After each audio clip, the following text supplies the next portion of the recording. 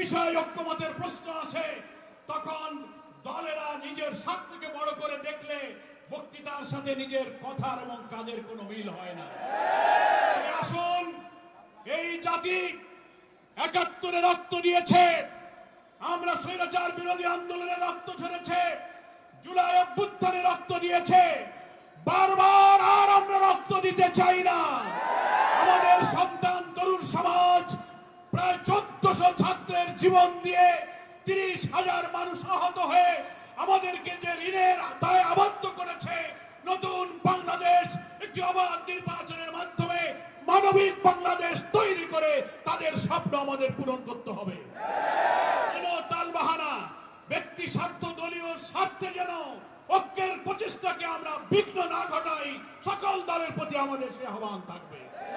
আমরা এখনো দেখতে পাচ্ছি নির্বাচনের আগে লেভেল প্লেইং ফিল্ড কোথাও মানা হচ্ছে না।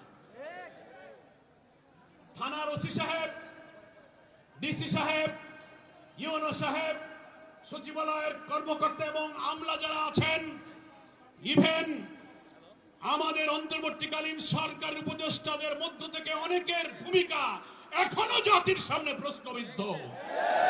কোন বিশেষ দলের প্রতি দুর্বল হয়ে কারো চাপে মাথা নত করে প্রশাসনে কোন দলের পছন্দের লোককে বেছে বেছে পদায়ন করে নির্বাচনকে প্রভাবিত করার অপচেষ্টা অব্যাহত আছে। এগুলো বন্ধ করে নির্বাচনের মাঠকে সমান সমতল করতে হবে।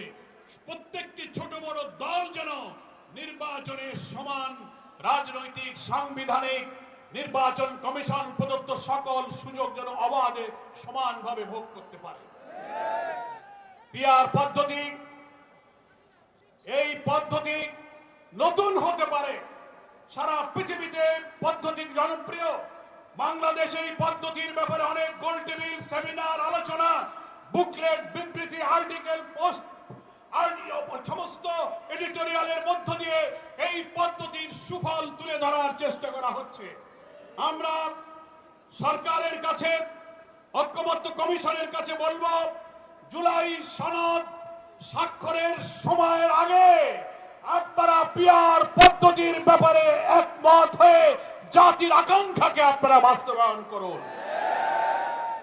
আমরা দাবি করব, ফ্যাসিস্টের দোসর জাতীয় পার্টি সহ 14 দল, মেনন, ইনুরা 17টা বছর শেখ হাসিনাকে পাহারা দিয়ে রেখেছিল।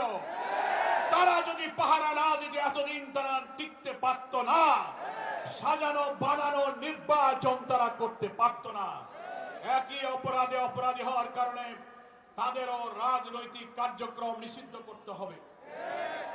ভিন্ন অপরাধীদের জন্য যে মানবতা বিরোধী ট্রাইব্যুনাল গঠিত হয়েছে, আমরা দেখতে পাচ্ছি ট্রাইব্যুনালের কাজের অগ্রগতি ধীরে ধীরে এগিয়ে যাচ্ছে। নির্বাচন যদি ফেব্রুয়ারিতে হয়, অন্তত বড় বড়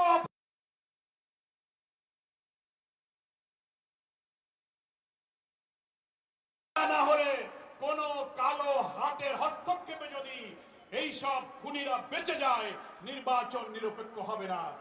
বাংলাদেশের উপরে আধিপত্যবাদীদের এবং দিল্লির আধিপত্যবাদের সেবন আশায় আমাদেরকে হয়তো বসবাস করতে হতে পারে। সেই কারণে আমরা